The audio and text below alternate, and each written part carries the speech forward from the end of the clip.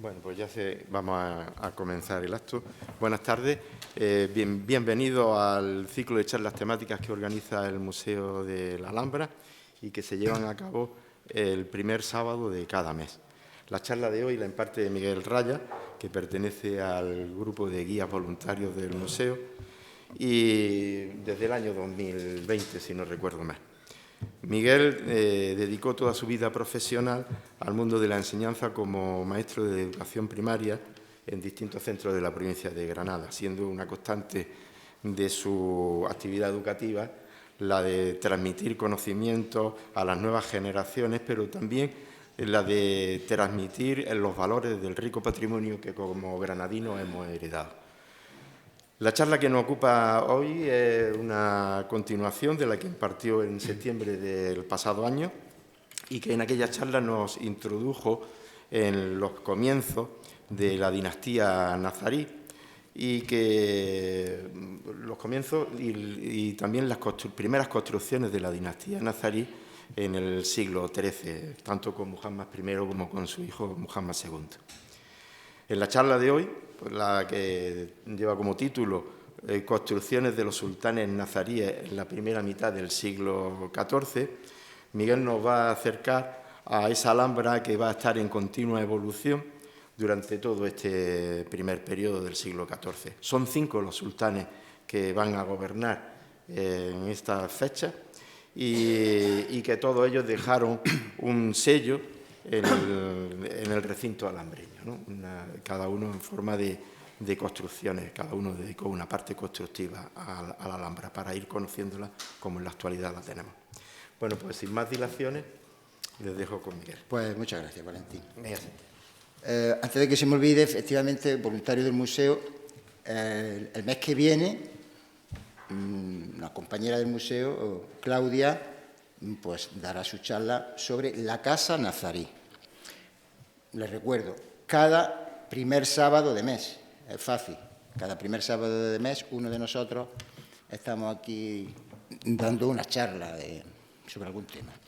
Este año, salvo enero, este año 2024, salvo enero, todos los meses, primer sábado de cada mes. Yo empiezo todas mis visitas ahí en el museo de la misma manera que la voy a empezar hoy, insistiendo, como vemos en la imagen, en que la Alhambra es una ciudad. No es un monumento al uso, no es un monumento normal y corriente, es una ciudad. Cada dependencia de la Alhambra sería monumento por sí mismo. No sabemos bien lo que tenemos aquí. Mi objetivo es pues, mostrarle cómo es el proceso constructivo de esta ciudad, que empezó en 1238 y podemos dar por terminado en 1394, 160 años aproximadamente de construcciones sin apenas periodos vacíos o improductivos. Son 160 años en los que los vecinos del Albaicín pues, estarían viendo continuamente los andamios y la obra y el bullicio de la obra en esta ciudad.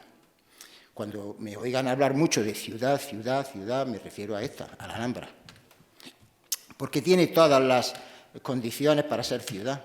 Una ciudad que lo que le hace excepcional es que es la ciudad de los sultanes de Granada. ¿Por qué hay tanta construcción? Porque cuando llega un sultán, lo que quiere es dejar su sello, construye algo nuevo, o bien reforma algo anterior, o bien, como hizo Yusuf I con el palacio de su padre Ismail, lo arrasa por completo y edifica otro nuevo. En estas obras trabajaban, seguro, uno o varios alarifes, es decir, maestros de obra, arquitectos, por experiencia. Pero bajo su orden estarían albañiles, yesistas, ceramistas, carpinteros, jardineros, en fin. Pero nunca me oirán el nombre de ningún arquitecto, de ninguno de estos alarifes.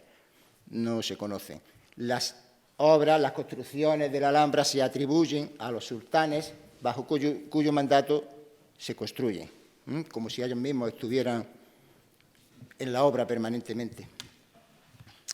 Voy a trabajar toda la charla con este árbol genealógico, mucho más breve que el del año pasado, que me pasé un poquito con él.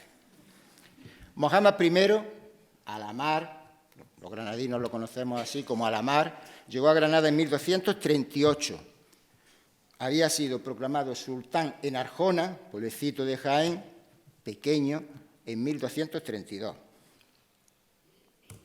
Cuando llega aquí, a Granada, junto con Almería, Málaga, buena parte de Cádiz y poblaciones limítrofes, forma el Reino de Granada. La primera decisión que toma es: Granada será la capital de mi reino. La segunda decisión que toma ya desde el Albaicín, cuando ve esta fortaleza antigua que hay ahí, esto es una recreación, esta foto, cuando ve esto es ahí, en esa colina será la sede de mi reino, la sede de mi corte. Ahí residiré yo, residirá mi familia, mi ejército, etcétera. Y la tercera y vital decisión que toma Mohammad I es traer el agua. Trae el agua a través de una acequia famosa, renombrada. Bueno, no sé cómo un elemento tan humilde puede ser tan famoso. No hay alguien que se haya acercado a la Alhambra que no la mencione. Las frases esas que todos habremos oído ya alguna vez, que se traslada y que manda a traer el agua, en fin. Eso es una acequia, la acequia real de la Alhambra.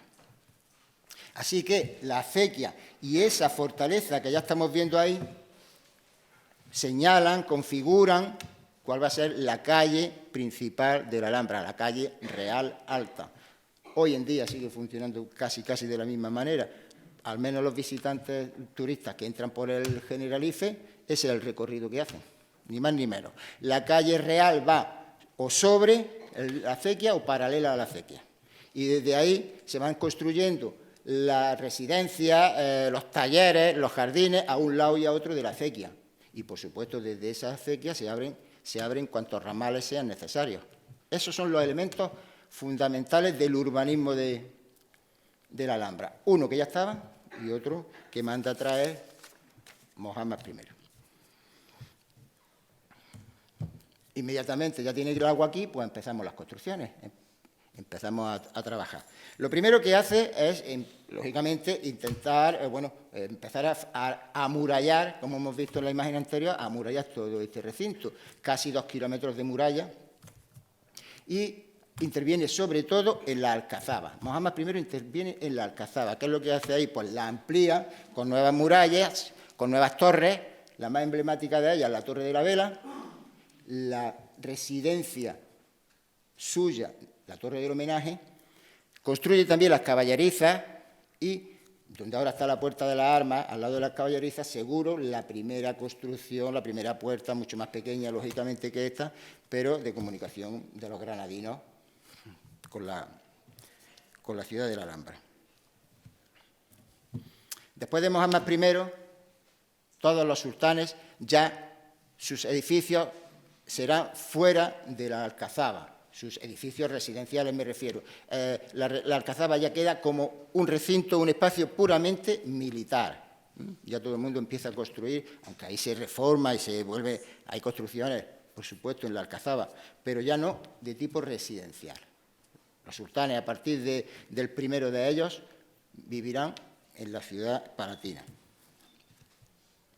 Bueno, Mohammad II, 1273-1302, este hombre lo que hace es completar lo que había iniciado su padre, terminar el amurallamiento, terminar el Generalife, que también se había empezado, y, bueno, pues en esa muralla abre la Puerta del Arrabal y junto a ella la Torre de los Picos. La Puerta del Arrabal, la imagen está clara, sirve para poner en comunicación la Alhambra con esa parte del Albaicín, y también con el Generalife, a través de la que nosotros conocemos como Cuesta de los Chinos. La parte baja de la Torre de los Picos y esa otra puerta que se ve ahí, esa, es que no me atrevo con... Así. ¿Ves? Esta puerta que se ve aquí abajo es una puerta posterior, de época cristiana. La Puerta del Arrabal es difícil que la veamos, como no sea desde el interior, porque... Bueno... Desde el Generalife hicimos esta foto para que tengamos claro cuál es la Torre de los Picos y a su pie la Puerta del Arrabal. Bien. Mohammad II termina la zona residencial del Generalife y construye dentro de aquí de la ciudad sus propios otros palacios, como por ejemplo el de los Abencerrajes, que ahora mismo son restos arqueológicos, y el Palacio de los Infantes, que estaba donde ahora está el Parador Nacional. Las imágenes que hay aquí son claras. El patio de la acequia del Generalife, una forma maravillosa de darle uso a una acequia, ¿verdad?, en torno a ella, a jardinar, construir en torno a ella, y la acequia que ustedes ven ahí a la derecha es la que está, esto sí se conserva, de lo poco que se conserva Nazarí, en el Parador Nacional, ¿vale? Pues ahí vemos que la imagen prácticamente, se ha transformado, el patio del Parador se ha transformado, pero quiero decir, el uso de la acequia era el mismo. Por lo tanto, la atribución de ambas construcciones son de Mohammad II. Para su residencia personal, construye el Partal Alto. Me he permitido la licencia de tapar para que no se nos vayan los ojos ahí atrás, ¿vale? Que es una imagen preciosa. Esto era el Partal Alto. Las paratas altas de esa zona que todos conocemos como el Partal. Aquí, donde ahora mismo estamos viendo restos arqueológicos, esta era la zona donde Mohammad II hizo su propia residencia. Llegamos ya así a los sultanes de la primera mitad, que son los que dan título a esta charla, del siglo XIV. Mohammad III, Nasr, Ismail I, Mohammad IV y Yusuf I. Luego verán por qué está también ahí el nombre de Fátima y el nombre de Mohammad V, y también porque son de diferente color uno y otro.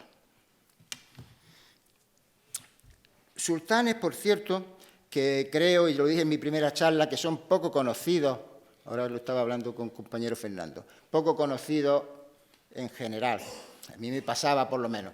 Yo creo que porque los tenemos como personajes muy como lejanos, como personajes extranjeros, extraños, no sé. El caso es que me parece que son poco conocidos y poco valorados. Y me pasaba a mí, digo, hasta que escuché en una charla del compañero del museo José González decir un día, a propósito de Mohammad V, dice, este granadino, y dije yo, uy, es verdad, que Mohammad V era granadino. No solo Mohammad V, salvo Mohammad I, que era de Arjona, Mohammad II, su hijo, que nació en Arjona o en Jaén, no se sabe bien dónde, todos los demás sultanes, reyes del Reino de Granada, son granadinos. No solo son granadinos, sino que casi seguro que la mayoría nacieron aquí, al lado de donde estamos ahora mismo nosotros. Bueno, dejo esa reflexión.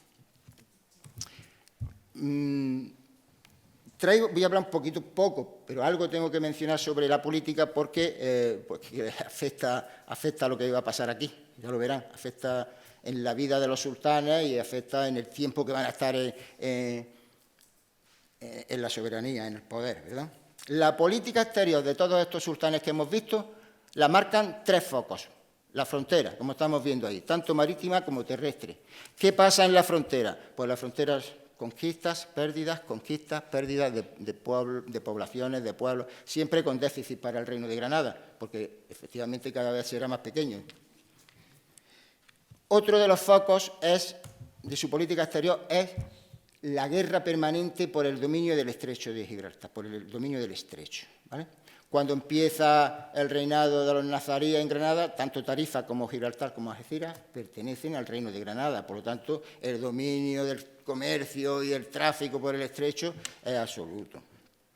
Y un tercer foco que marca la política de los sultanes es los pactos de vasallaje. El Reino de Granada perdura hasta 1492 al-Ándalus. Se llama Reino de Granada, lo conocemos así, pero es al-Ándalus. Dura hasta 1492, creo yo, por el pago de esos vasallajes. Eran unos impuestos tremendos que Granada pagaba especialmente a Castilla. Yo creo que Castilla permitió hasta los reyes católicos un poco que esto fuese así, porque era un ingreso tremendo para la arca de Castilla. Mohammad III, 1302-1309, es el tercer sultán del Reino de Granada. Un reinado breve. Fue un hombre, dice Ibn Hati, que es un gran cronista de la familia nazarí, que era un hombre de muchísima cultura, estaba siempre leyendo y escribiendo, pero también de tremenda maldad, porque si recuerdan la charla que di el año pasado, decíamos que Mohamed III envenenó con una rosquilla a su padre Mohamed II y lo enterró en los jardines que había ya por aquí. Probablemente como consecuencia de las largas jornadas que pasaba leyendo y escribiendo bajo la luz de los cirios, de las velas, enfermó de los ojos y padeció una ceguera avanzada, cada vez veía menos este hombre. Lo digo porque esto afecta, como verán, a su reinado. Para repasar la obra arquitectónica, pasa a la historia, por cierto, como el destronado. Su hermano Nas lo destrona, como veremos. Para hablar de la obra arquitectónica de este sultán y de todos los demás, utilizaremos este plano, en el cual hemos dejado aquí, como vemos, el Palacio de Carlos V, que es donde estamos actualmente nosotros. Todos ustedes, o la mayoría, han entrado o por esta puerta que estoy señalando con la mano, que es la Puerta de la Justicia, o por esta, que es la Puerta de los Carros, por donde entran los taxis y poco más, ¿vale? Los granadinos, en aquella época, entraban principalmente por aquí, por la Puerta de las Armas, por esta puerta que tenemos aquí, más pequeña que la que tenemos. Por el Generalife solo entran las visitas, actualmente las visitas, las turistas, ¿vale? Bien, pues este es el plano. Aquí estaría el Generalife, donde estoy ahora mismo con mi mano, y toda la muralla norte mira al Albaicín, para que nos orientemos un poquito. La primera construcción de Mohamed III, la Puerta del Vino. Señala el límite entre la Alcazaba y la zona palatina, y los palacios. Lo estamos viendo ahí, como ahora mismo se ve ahí, es decir, es quizás la puerta por la que todo el mundo que viene a la Alhambra pasa, antes o después. La mayoría de las personas pasan por ahí. Es una puerta interior, por lo tanto tiene un acceso directo, no es tan recodo como las puertas defensivas. Pero eso no quiere decir que no estuviera defendida. Todavía en el interior hay bancos que demuestran que se vigilaba. Se le llama Puerta del Vino porque en el siglo XVI ahí se vendía el vino exento de impuestos que consumían los habitantes de la Alhambra. Por eso es el nombre. Es uno de los edificios más antiguos que hay aquí. La fachada que mira a la Alcazaba, la de la izquierda, es de Mohamed III. La fachada que mira que si salimos ahora mismo de aquí la veríamos inmediatamente con esa maravillosa cepca de cerámica, es de Mohamed V, el sultán, mucho después, interviene en ella. Por eso estaba ahí Mohamed V, que interviene, como digo, en casi todo. Levanta nada más que salir de la Alcazaba 2 patios, estos 2 patios que van a ver ahora, para tareas administrativas y también probablemente como centro de enseñanza de los infantes y de la gente de la corte. Son estos 2 patios.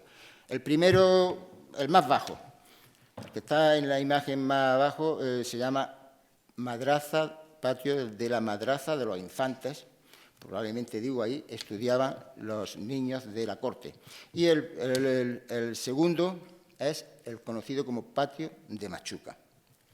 Con la Puerta del Vino y estos patios, Mohamed III se convierte en el primer organizador urbanístico de la Alhambra. Además de poder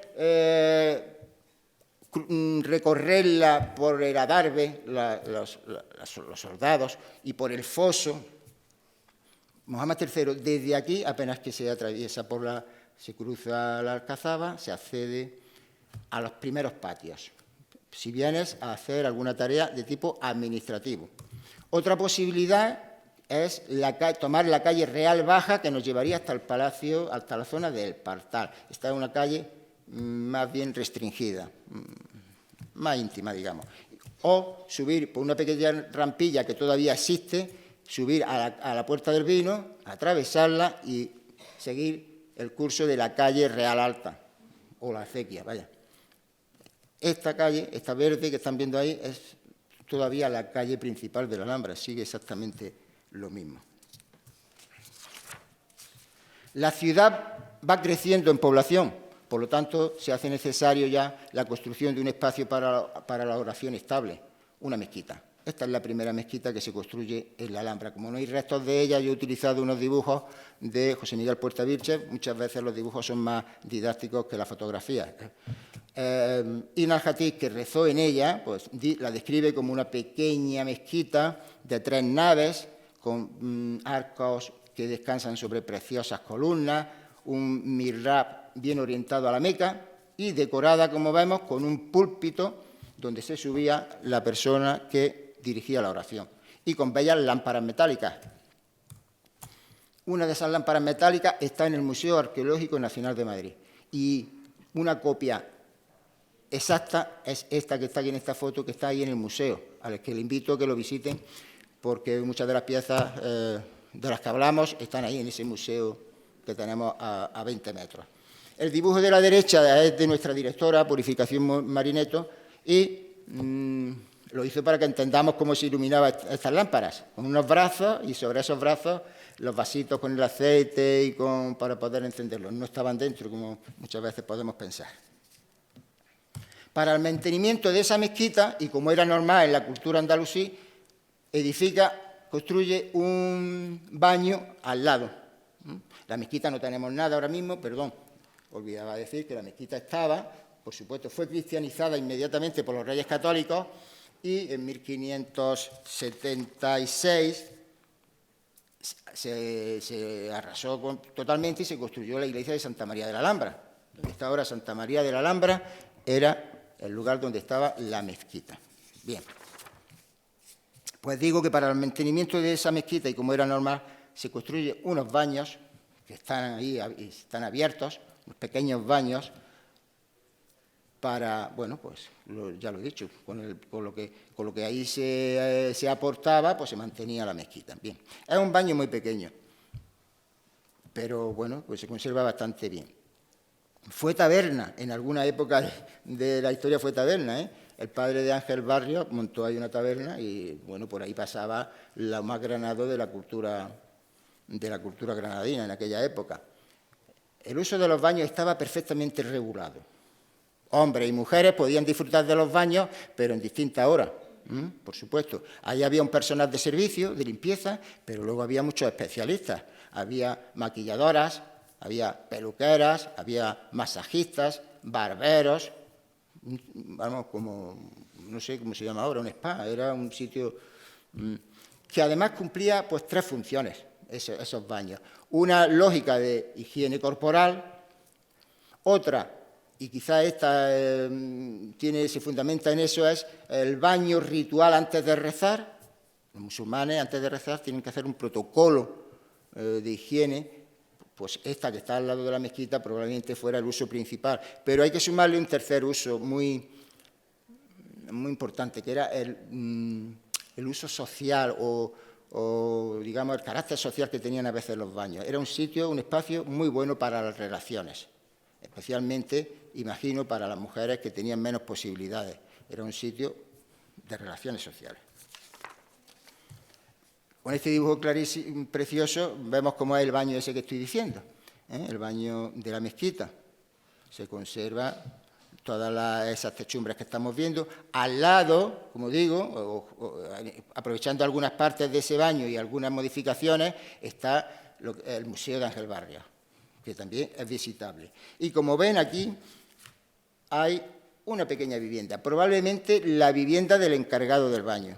Como no es normal que la veamos, al menos yo no la he visto, está fuera de la ruta turística, pues traigo esta fotito para que la vean, ¿vale? Es una casa adosada, pared con pared, con los baños. Típica casa nazarí, con una alberca más grande o más pequeña y todas las estancias alrededor de esa alberca. Esta es la construcción de las casas, típica de las casas nazaríes. Bien, Mohamed III ha terminado con todas estas construcciones que le he dicho, los patios, la Puerta del Vino, la mezquita, los baños, las edificaciones, digamos, públicas. Para su propia residencia, construye, edifica, ahora sí, el partal, el que conocemos como partal bajo. Partal significa portal, pórtico. Esta es la imagen fantástica de ese partal. Desde la galería se pasa directamente a esta torre, que es la Torre de las Damas, donde está ubicado el Salón del Trono de este palacio. Bien.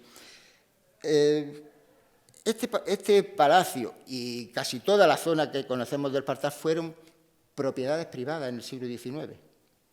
casas donde vivía gente privada. Aquí tenemos,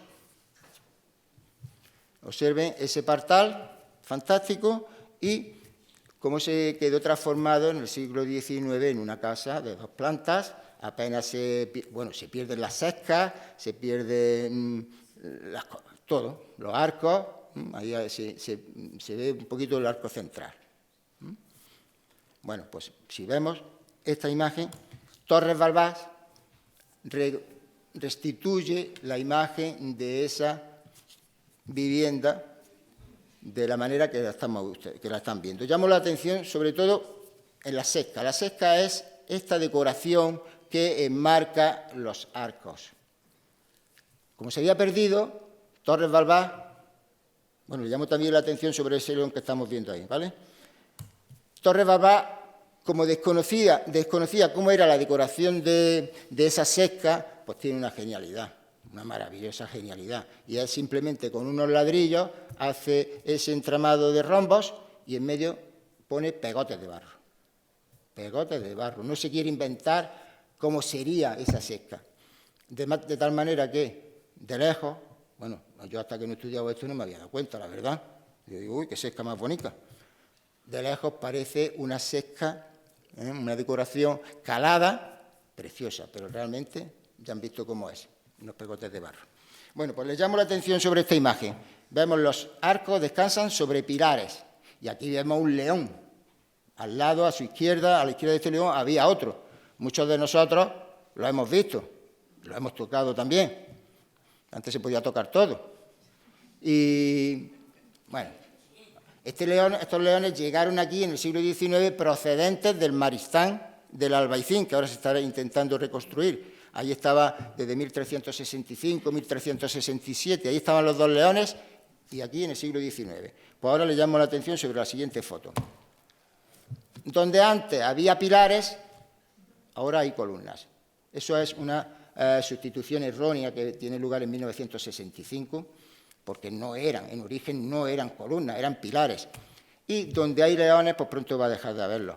En 1995, ya casi 30 años, se quitaron de ahí para traerlos al museo.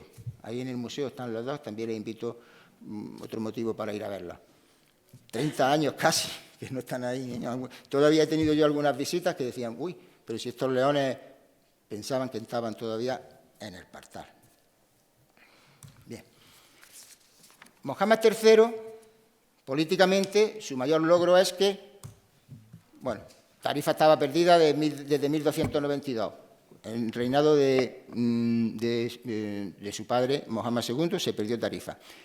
Pero él, Mohamed III, conquista Ceuta en 1306, algo importantísimo, porque por fin el reino de Granada pone otro pie al otro lado del estrecho, con lo cual domina todo el comercio y todas las comunicaciones, ¿vale? Pero a él le trajo malas consecuencias.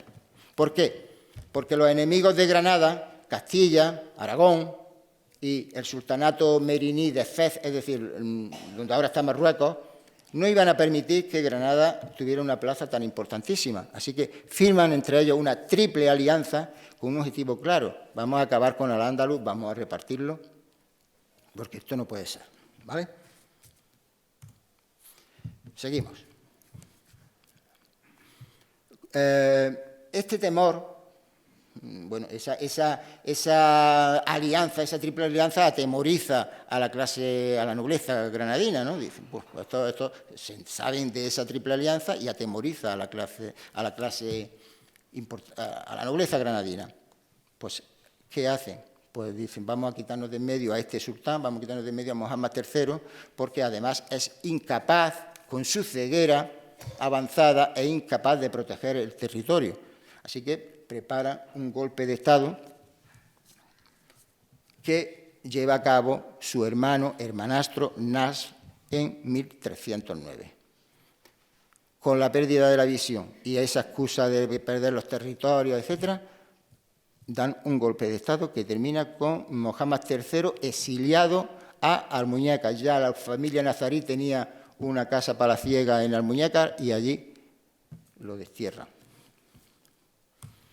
Nasr gobierna desde 1309 a 1314, un gobierno breve pero intenso. ¿Por qué? Porque empieza de mala manera. Si habían pretendido proteger el territorio nazarí, expulsando, quitando del poder a Mohammad III, no lo consigue, porque apenas que llega Nasr, pasa lo que él no esperaba, que era perder Ceuta, que solo había estado 3 años en manos de Granada, y perder también Gibraltar.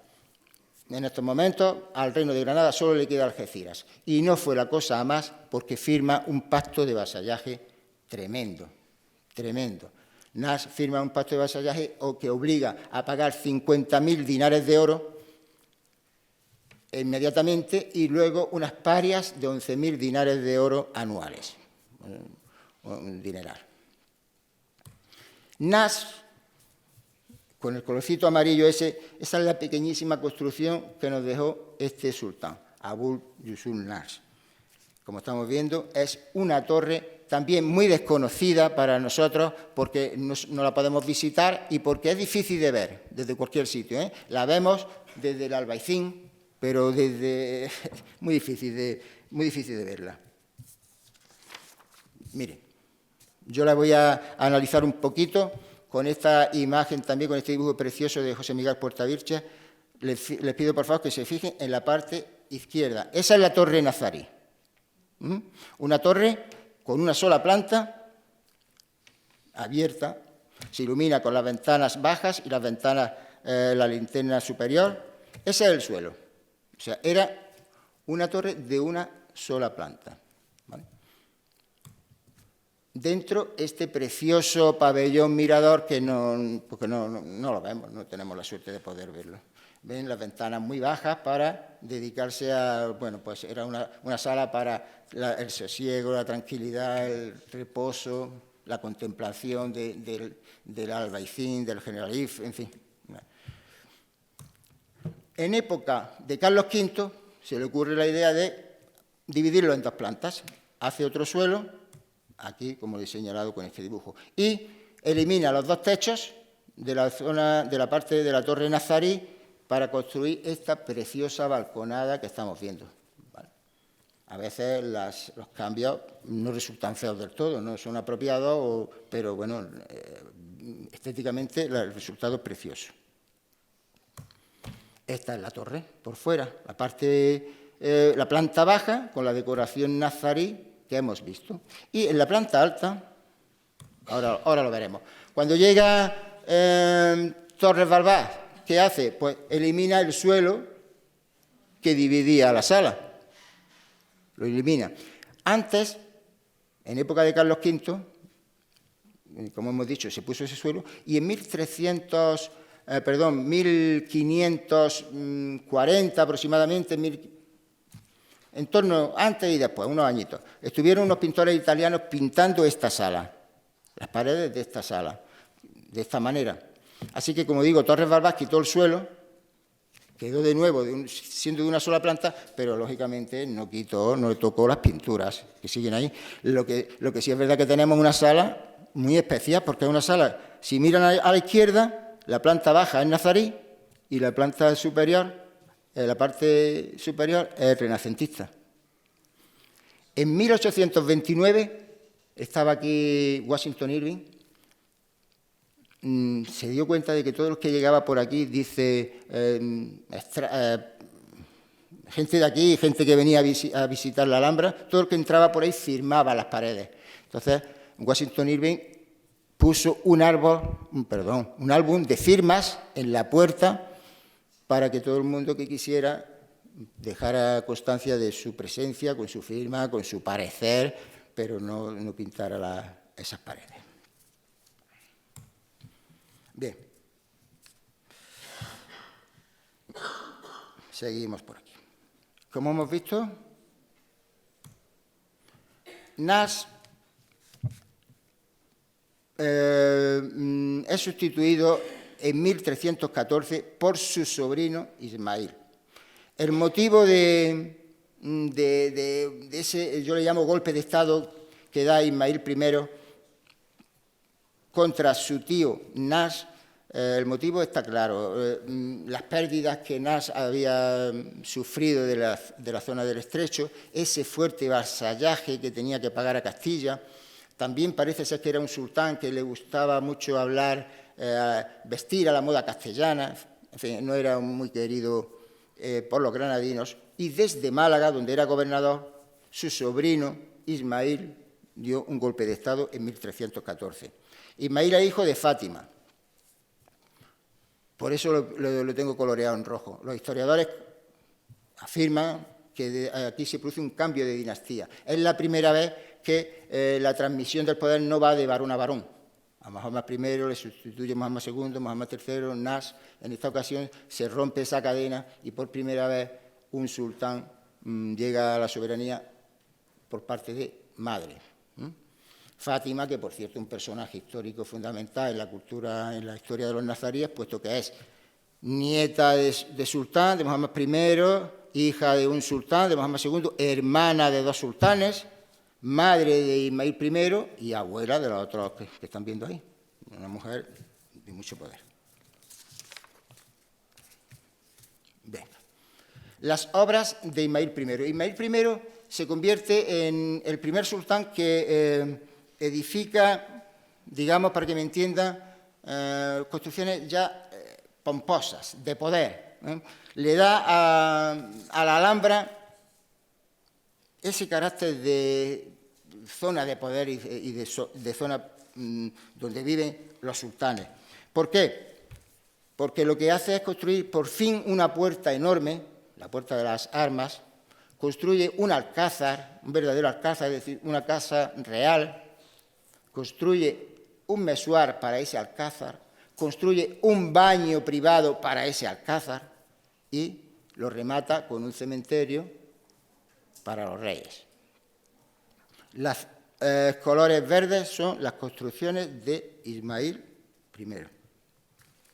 Como hemos dicho, toma el poder con ese golpe de Estado. El acontecimiento que le da prestigio a Ismail I es la batalla de la Vega, la victoria de la Vega. Cuando los castellanos se acercaban a Granada, a la altura de Sierra Elvira, el ejército granadino derrota y frena las tropas castellanas que se acercaban por ahí. Hasta tal punto fue una batalla importante que en ella murieron los regentes en ese momento de Castilla.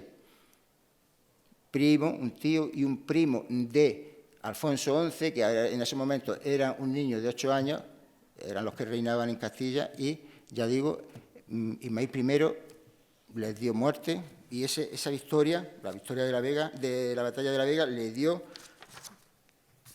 prestigio a este sultán. Bueno, vamos a analizar sus obras. La Puerta de las Armas. La Puerta de las Armas fue construida a comienzos del siglo XIV, como hemos dicho, por este soberano, sin duda sustituyendo a otra más pequeña que había ahí. Aquí tenían que depositar las armas y los caballos, todas las personas que desde Granada se acercaban a la Alhambra. Esta es la puerta, maravillosa Puerta de las Armas. Su fachada plana, con un arco precioso de herradura apuntado. Su construcción mutiló las caballerizas. Este muro que hay a la derecha son las caballerizas. Las redujo a la mitad prácticamente. Este es un plano. Vemos la rampa y la puerta. Bueno, pues este es un plano. La flecha roja indica esa rampa y esa entrada. Es una puerta en recodo que tiene la particularidad de que en el segundo recodo se convierte en un distribuidor. Podemos girar a la derecha o podemos girar a la izquierda. Esta es la foto interior, la parte interior de esa Puerta de las Armas, qué preciosa.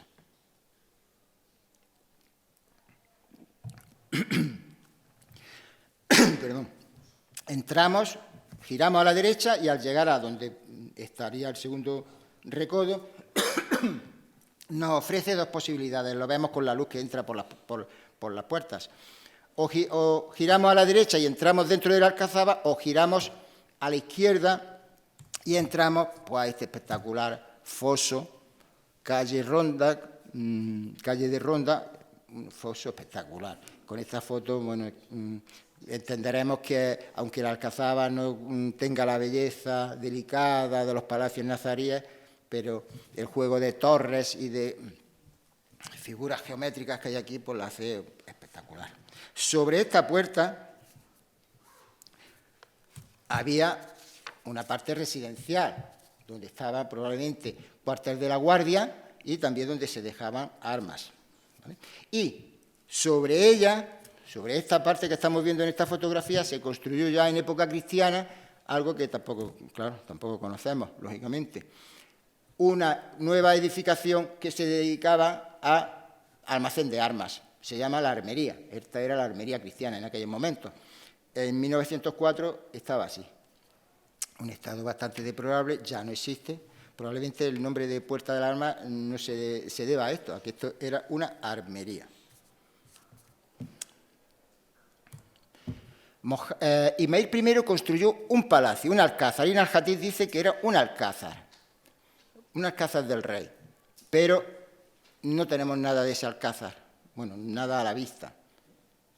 Su padre, Yusuf I, arrasó por completo con su palacio, que está, don Antonio Fernández Puerta afirma que debajo de la torre de Comares y de la sala de la barca hay restos del palacio de Ismael I.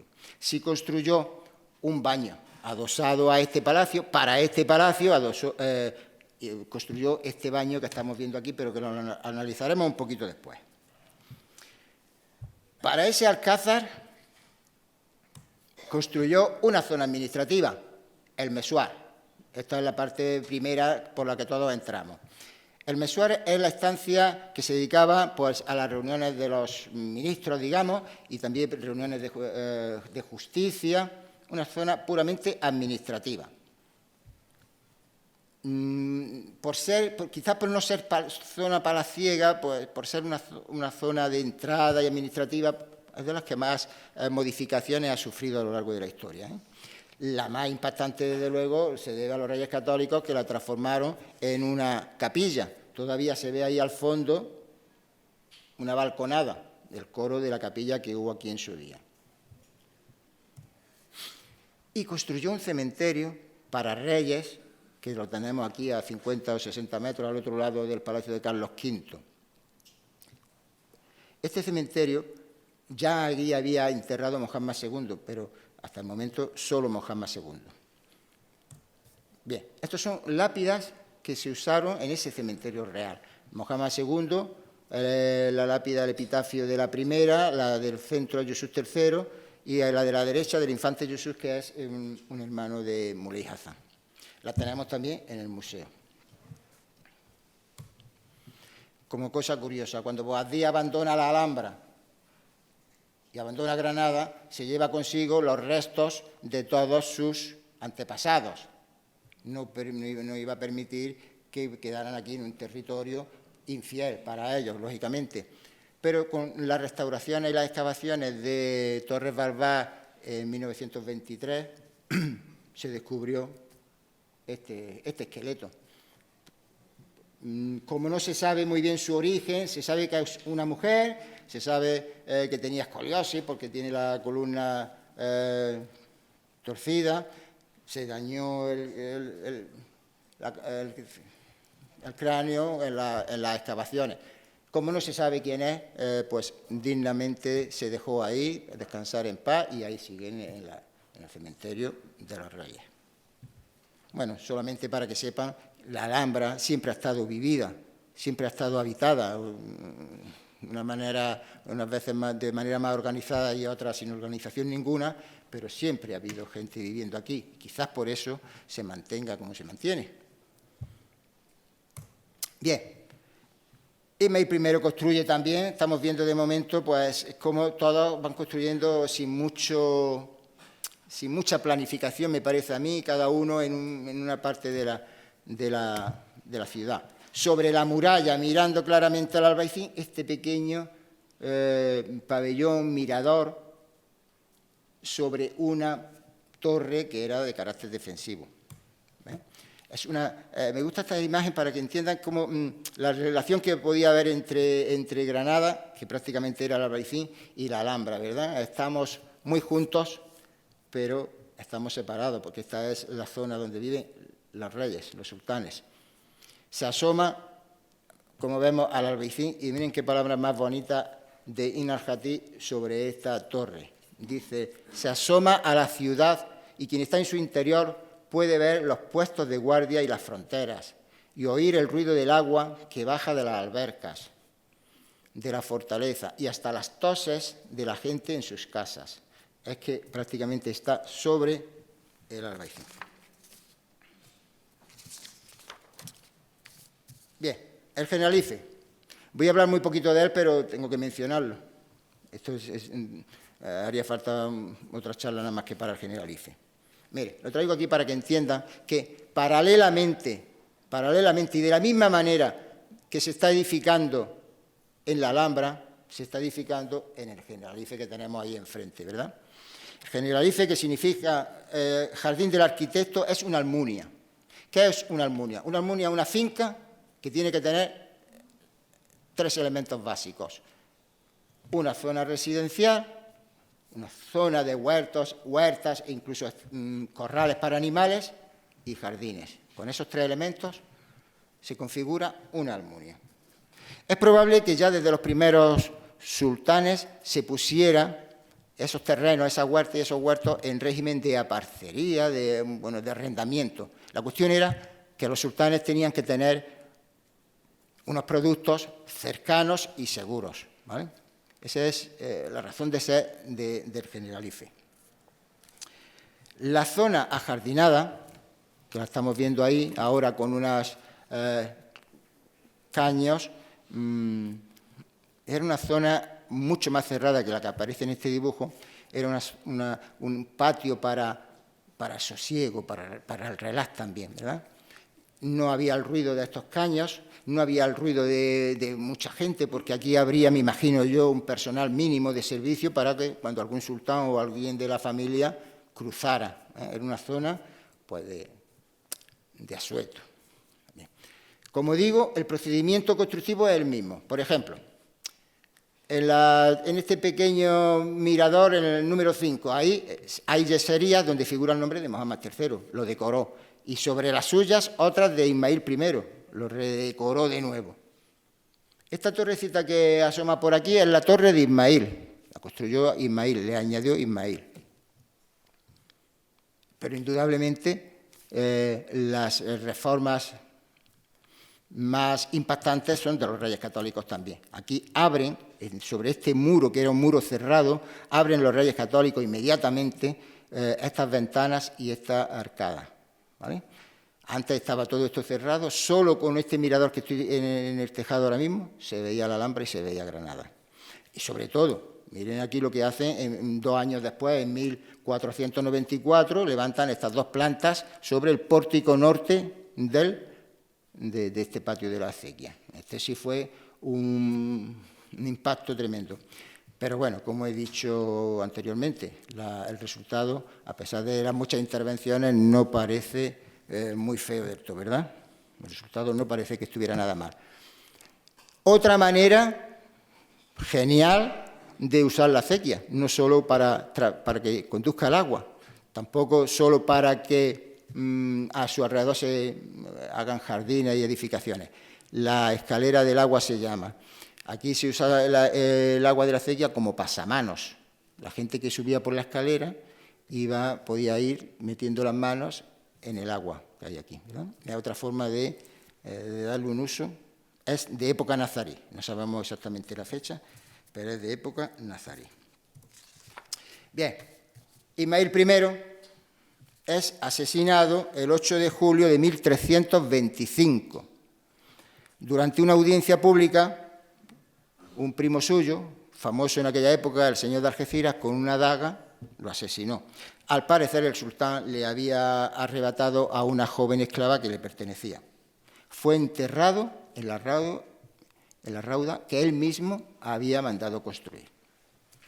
Le sustituyó su hijo, Mohamed IV, que tuvo un reinado brevísimo también, de 1325 a 1333.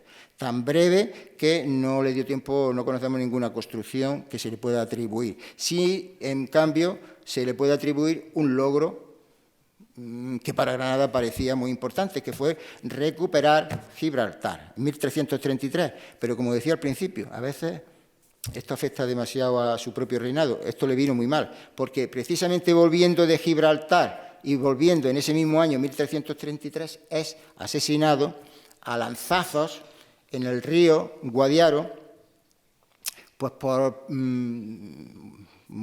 personas de su propia religión, miembros de una familia de refugiados políticos que ya había en aquella época del norte de África, que estaban en Granada, probablemente por celos políticos. Lo asesinaron a lanzazos, como digo, en el río Guadiaro, lo dejaron allí tirado como un animal y, bueno, al día siguiente fue recogido su cuerpo y enterrado en Málaga, que le pillaba más cerca. Bien, le sustituye inmediatamente su hermano Yusuf I. Este ya nos suena un poquito más, ¿verdad? Yusuf I llega al poder con solo 15 años y se hace cargo de todos los asuntos. Con 15 años ya se hace cargo de todos los asuntos políticos. Ibn al-Jatib lo describe como un hombre pacífico, interesado por los temas religiosos, políticos, diplomáticos, pero sobre todo un amante del arte impresionante y fascinado por la arquitectura. Y dio pruebas de ello. Por cierto, bueno, vamos a ir viendo paso a paso, ¿no? A pesar de ser de naturaleza pacífica, pues tiene una ocurrencia un poco extraña, ¿no? Que es, intenta recuperar Tarifa. Tarifa ya estaba perdida, como he dicho, desde 1292, casi 50 años.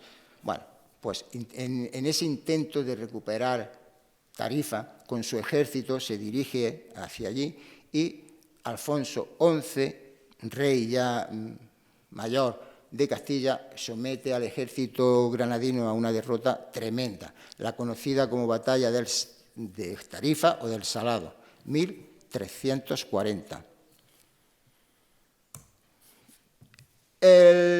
Alfonso XI se crece. En esta victoria no solo consigue mantener Tarifa en manos castellanas, sino que se crece y arrebata a Granada, Algeciras y Gibraltar. Con Yusuf I, el reino de Granada pierde todas las plazas en el estrecho y, pues, lógicamente, la reducción del territorio ya sería imparable a partir de este hombre. Este hecho, esta derrota tremenda, por cierto, en la Batalla del Salado, no sé si lo he dicho, en la Batalla del Salado, un río de la provincia de Cádiz, perdió la vida el padre y el hermano del cronista que tantas veces mencionamos, Ibn al-Jatib. Bien. Las construcciones de Yusuf I, como decía, a veces los resultados de estos problemas han sido negativos, de estas derrotas, pero en este caso casi a la Alhambra por lo menos le vino bien, porque desde este momento Yusuf I se dedicó exclusivamente a la Alhambra, a las construcciones, no a la Alhambra, a reforzar todas las fortalezas, las alcazabas de su reino, a Granada capital también, fue durante su reinado cuando se construye lo que conocemos como Corral del Carbón, la Madraza, pero sobre las murallas, sobre el Albaicín, las murallas más exteriores sobre el Albaicín, pero sobre todo construye aquí en la Alhambra, hasta el punto de convertirse, pues, junto con su hijo, en el mayor constructor de la Alhambra. Esto es posible que sea debido a que se supo rodearse, o las circunstancias vinieron así, de un elenco de sabios, de personas maravillosas que llevaron a Granada a lo más alto de la cultura en aquella época, los visires, Diwan, Ibn al-Jatib, todos estos personajes que supieron plasmar en las paredes de la Alhambra, en las construcciones, los deseos de Yusuf I. Sin la ayuda de este grupo fantástico de personajes, de asesores, no creo que un niño con 15 años hubiera iniciado lo que hizo, ¿verdad? La arquitectura de Yusuf I se caracteriza por la monumentalidad y por la simbología de poder.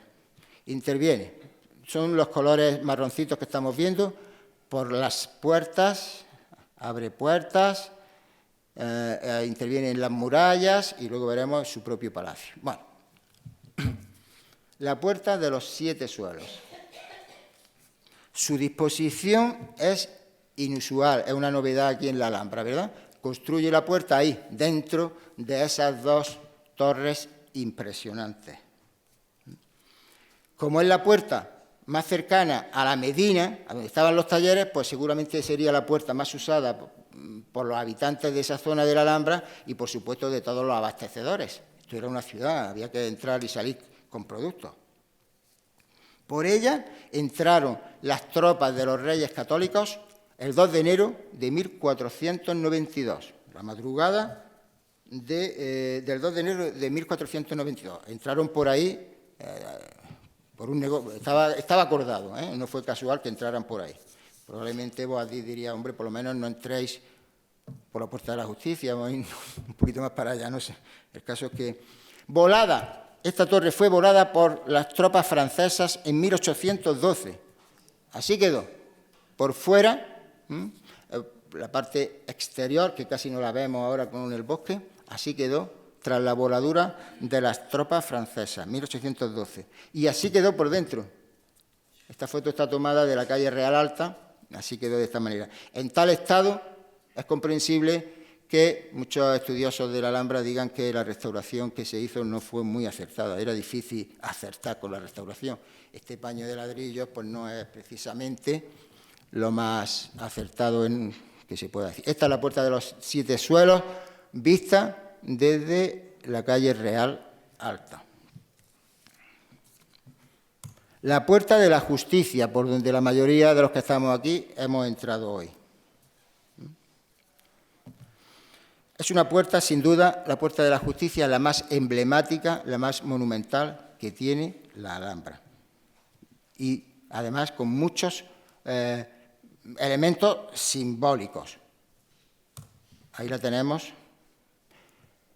Esta explanada que hay delante de la puerta era más grande, no estaba ese bosque, esos jardines, por lo tanto era mucho mayor, lo que daba lugar a que aquí se celebraran además pues, fiestas religiosas, desfiles militares, se recibía a las tropas cuando habían conseguido alguna victoria, e incluso pues, había sesiones judiciales. Cuando se quería dar una sentencia que fuera ejemplarizante, se hacía aquí. Por eso quizá el nombre de Puerta de la Justicia.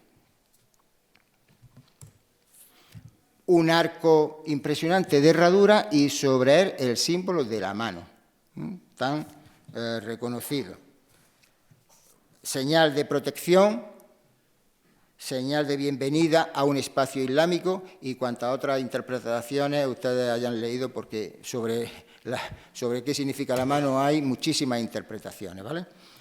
Símbolo de protección y bienvenida a un espacio islámico. Y más al fondo, la puerta propiamente dicha, con una llave, que le pasa exactamente lo mismo. Es un símbolo que también tiene, en fin, lo más generalizado es que la llave significa está usted entrando a un espacio de fe. Pero, como digo, hay muchas interpretaciones sobre lo que pueden significar. Aquí las tenemos más cerquita, la mano y la llave. Y sobre la llave, la placa fundacional de esta puerta.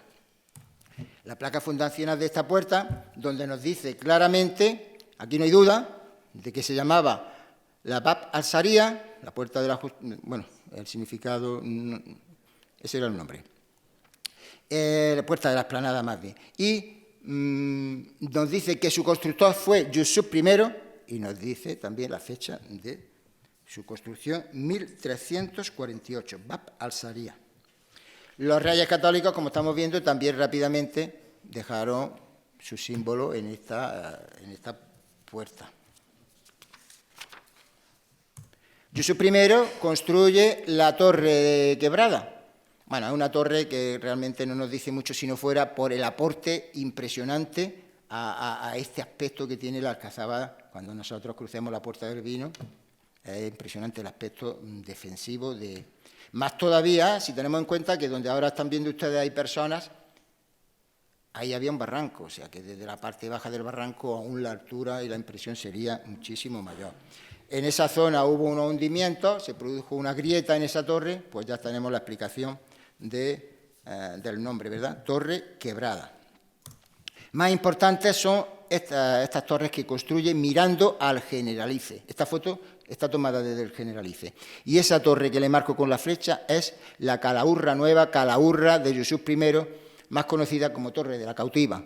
¿Por qué? Porque se dice que ahí estuvo encerrada la favorita de Muley Hassan, Isabel de Solís, cristiana, luego Zoraya. Como la están viendo, parece una torre defensiva, pero bueno, la fachada es tu mentira, porque en el interior tenemos este mini palacio, es preciosa, ¿verdad? Y sobre todo,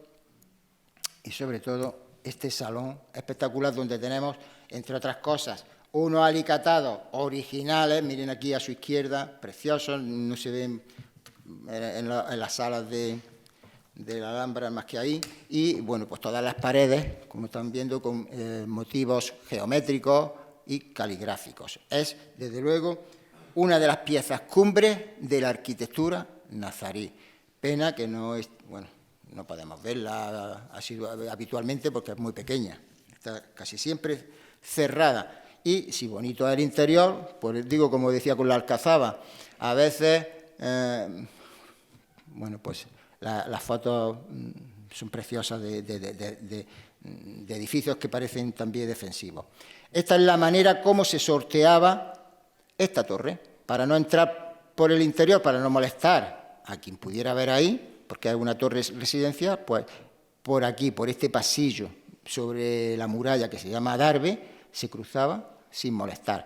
Y por aquí, por el foso de Ronda, también igualmente. Esto es una imagen muy bonita. Volvemos aquí, desde el Generalife construye su primero también esta pequeña torre. Como vemos, está entre la torre de la Cautiva y la torre de los Tres Picos. ¿Para qué? Pues para defender, para mirar, para vigilar los accesos al Generalife y los accesos a esa torre de la Cautiva, que ya es una torre residencial. Los musulmanes rezan 5 veces al día, pues además de una mezquita mayor, como hemos visto, ahí donde ahora está la iglesia de Santa María, Yusuf I edifica 2 oratorios, muy parecidos y muy bonitos los dos. Este es el oratorio del Mesuar y este es el oratorio del Partal. Aquí hay 3 fachadas, son 3 fotos las que están viendo ahí. Bueno, la traigo para que vean lo que he dicho antes, otras formas de vivir en la Alhambra, otros usos que se le dio a la Alhambra. Esto claramente se ve que es una vivienda, Aquí tenemos sus macetas, esta balconada que es relativamente nueva, en fin. Este es el oratorio del Partal. Tanto este como el del Mesuar son oratorios edificados en la muralla, sobre la muralla. Esta es la imagen de ese oratorio, como estamos viendo. Propiedad privada, casi toda la zona del Partal, propiedad privada hasta el siglo XIX. Bien, pero lo más impresionante que hizo Yusuf I, pues está ahí, en esa foto. Inició el palacio, que ahora desde el siglo XVI se llama Palacio de Comares, desde el siglo XVI. Inició el Palacio de Comares, no lo terminó, lo inició. Pero sí pudo ver terminado pues, la obra cumbre de la arquitectura nazarí, que es esa torre de Comares, la de mayor altura, 45 metros, y bueno, pues impresionante vista desde cualquier parte, ¿verdad? Así el otro día hablando, decíamos algunos compañeros, ¿cómo sería la Alhambra si nos la imagináramos sin esa torre? Tenía que haberla quitado, haber hecho algún truquillo por ahí, a ver qué impresión daba esa... Por cierto, ya que está esta foto aquí, pues mire, hemos hablado de esta torrecilla. Esta es la torre del peinador de la reina, la torre de Nasr. Y esta otra pequeñita es la torre de la Victoria, aquella que le decía que se asomaba al Albaicín, ¿verdad? Donde dice Ibn al-Jatí que desde ahí se oían las toses de la gente que estaba en el Albaicín. Y añade, y otros ruidos, se oía de todo ahí, en esa torrecilla. Bueno, pues esta es la torre de Comares. Y este es su interior, el más fantástico Salón del Trono que tenemos en la Alhambra y que se conserva, vamos, en la arquitectura de Al-Ándalus mínimo. Precioso Salón del Trono, Salón del Trono, en los tres lados que vemos al entrar, pues hay en cada uno 3 cubas o 3 estancias en cada uno de ellos, como estamos viendo. El sillón del trono se colocaba aquí. Desde ahí, bueno, lo sabemos porque está escrito. Como vemos también las paredes, zócalos de alicatados preciosos, es una de las salas que se conservan mejor de toda la Alhambra, ¿eh? Y las paredes pues llenas de figuras geométricas, como estamos viendo, y también de caligrafía. Y, por supuesto, pues la mayor obra arquitectónica que se conoce, que es la armadura del Salón del Trono. Son los siete cielos del paraíso musulmán. Lo dejo para que lo contemplemos unos segundillos. Esa armadura tiene 8.017 piezas. Y, pues bueno, pues representa eso, los 7 cielos.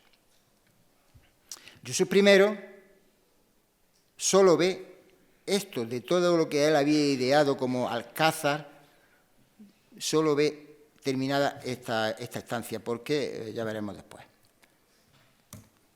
Y interviene también el baño.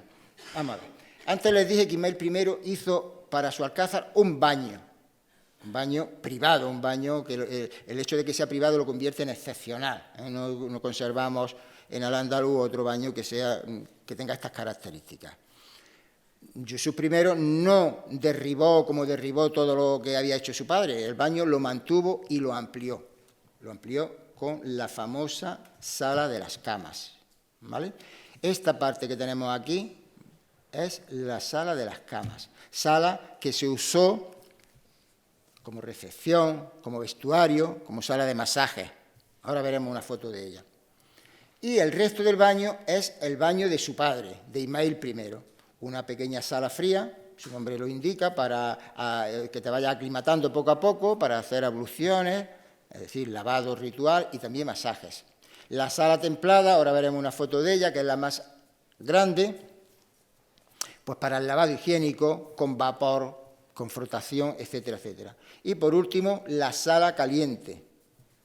La sala caliente está construida sobre una caldera, sobre un horno, o sea, estaba caliente, salía calor, vapor, en fin. La taca por encima dice que hay una inscripción ahí donde menciona a Josep I, pero realmente la parte abovedada de este baño es de Ismael I. Su padre hizo todo el baño. Esta es la sala de las camas de Josep I. El nombre lo recibe por esta plataforma elevada y otra que hay en el sitio opuesto. Preciosa sala de las camas. Masajes, vestuario, etcétera, etcétera. Y los que hayan visto los baños ya no se pueden visitar. A veces, desde cuando salimos de la sala de las dos hermanas y pasamos por las estancias de Carlos V, si miramos a la izquierda, pues se ve esta techumbre. Esta foto está tomada desde ahí, esa techumbre. Toda la parte abovedada es de Ismael I. Y esta es la sala de Ismael I, la sala templada de Ismael I, la más grande que hay en esos baños. No tiene nada que ver con los baños de la mezquita que hemos visto. Nada que ver, porque estos son unos baños para servicio del sultán y de su familia. Son baños de un palacio. Bien, con estas edificaciones terminaríamos las construcciones que dan título, como digo, a mi charla, que las construcciones de la Alhambra, de los sultanes, de la primera mitad del siglo XIV. Esto es una foto tomada, una captura de la película que ya muchos de ustedes han visto, Los constructores de la Alhambra. Me parece una foto maravillosa, porque esto estará hecho con la inteligencia artificial, no sé, pero corresponde a 1342 y efectivamente vemos cómo se está construyendo la Torre de Comares, cómo no está terminado el Palacio de Comares por completo, ¿verdad? Y sobre todo, vemos, bueno, eso sí, esta torre que me encanta, la Torre del Peinador de la Reina, antes de ser Peinador de la Reina, y esa torrecilla que he dicho que asoma. Bien, pero falta algo. Aquí, sobre todo aquí, nos falta algo. Cuando muere Josep I, falta algo a la Alhambra. Yusuf I tenía 36 años cuando fue asesinado en la mezquita. Estaba rezando, veo alguna cara de una señora y efectivamente es que muchos murieron, muchos de los sultanes murieron asesinados. No era precisamente un regalo, ¿verdad? Esto de gobernar Granada, parece que no era. Bueno, tenía 36 años, fue asesinado, dice Inarjatí, que seguramente estaba ahí en ese momento, que fue el 19 de octubre de 1354, un loco se lanzó sobre él, lo apuñaló con una daga, se prendió al loco, fue entregado a la gente que lo descuartizó y lo quemó en el fuego. Muy fácil era acercarse a un sultán, vete a saber si efectivamente fue un loco o era algo, alguna estrategia, porque bueno, luego las sucesiones que hubo en el trono da mucho que hablar. Bueno, pues para no terminar la charla y dejar incompleta la Alhambra, pues vamos a terminarla, si me permiten, en 2 o 3 minutillos, ¿vale? Vamos a terminarla. A Yusuf I le sustituye su hijo Mohammad V. Madre mía, me he pasado. Su hijo Mohammad V. 1354-1391. Entre medias hubo unos cuantos años que padeció un golpe de Estado y no estuvo, pero en fin, un soberano que estuvo muchísimos años, ¿verdad? Era, como digo, hijo de Yusuf I y también, como su padre, se rodeó de unos asesores, ministros, consejeros fantásticos, el principal de ellos, Inarjatí, y yo creo, como ya dije con su padre, que eso fue lo que le dio unidad a su política constructiva y lo que hizo que su construcción fuese tan abundante. Mohammad V, vamos a resumir sus construcciones para no tardar mucho, da forma definitiva a la zona palatina. Digamos, consigue jerarquizarla desde lo más público, que es el Mesuar, a lo más privado, el Palacio de Comares y luego el suyo propio. Su actuación se puede resumir diciendo que intervino de manera importante sobre el Mesuar de Ismael I, al que anexionó al Mesuar. Este patio que estamos viendo aquí, este pórtico, es de Mohammad V. No era oro todo lo que ahora reluce. Mire cómo se encontró Torres Balbás, ese pórtico se lo encontró Torres Balbás en estas condiciones en 1923. Ahora lo tenemos así que, bueno. Mohammad V termina el palacio de su padre, el Palacio de Comares, que lo dejó, como fue asesinado y lo dejó incompleto. Como he dicho, Yusuf I entró a la soberanía del Reino de Granada con 15 años, pero es que Mohammad I llegó con 16. Si no es por Inarjatí, en este caso también por Inzanra, es decir, por ese grupo de personas que hay en su corte, es imposible que se hubiera transmitido el deseo de Yusuf I a este niño de 16 años, ¿verdad? Bueno, él terminó el Palacio de Comares. Lo más importante del Palacio de la fachada, digo, de la reconstrucción, de la construcción de Mohammad V, pero también hizo la Sala de la Barca y de todas las estancias que hay alrededor de la alberca. Todo lo terminó Mohammad V. Y, por supuesto, si nos hubiéramos ido sin hablar de él, pues su obra maestra, ¿verdad? Su obra maestra que queda aquí reflejada en este palmeral de columnas precioso y, sobre todo, pues en esta imagen fantástica del Palacio de los Leones, la obra cumbre de Mohammad V. Mohammad V murió en 1391. Prácticamente los principales edificios de la Alhambra ya estaban terminados. Quizás solo me parece que es sobrino, su nieto, Mohammad VII, construyó la que se llama Torre de las Infantas. Al lado de la Torre de la Cautiva hay otra torre, la Torre de la Infanta, similar, de una torre palaciega por dentro. Por eso decía al principio que la Alhambra se estuvo construyendo desde 1238 hasta 1394 aproximadamente. El siglo siguiente, pocas edificaciones, pocas cosas se hicieron porque estuvieron más dedicados a los sultanes a ver quién quien mandaba y había quien derrocaba al anterior.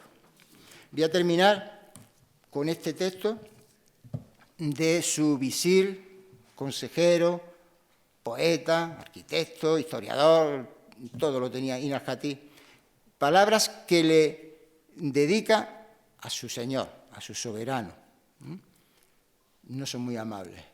Y tú, mi Señor, abandona el trabajo por la carga de andamios y sogas, acarreos de yeso y de ladrillo cocido, que se suceden unos a otros, y cargas de losas de piedra sobre carros en una casa real afligida y desierta, allá frente al enemigo que nos daña y abate. Claramente está advirtiendo a su Señor que descuida su labor de soberano para dedicarse nada más que a hacer obras. Y así fue como estuvo todo su reinado.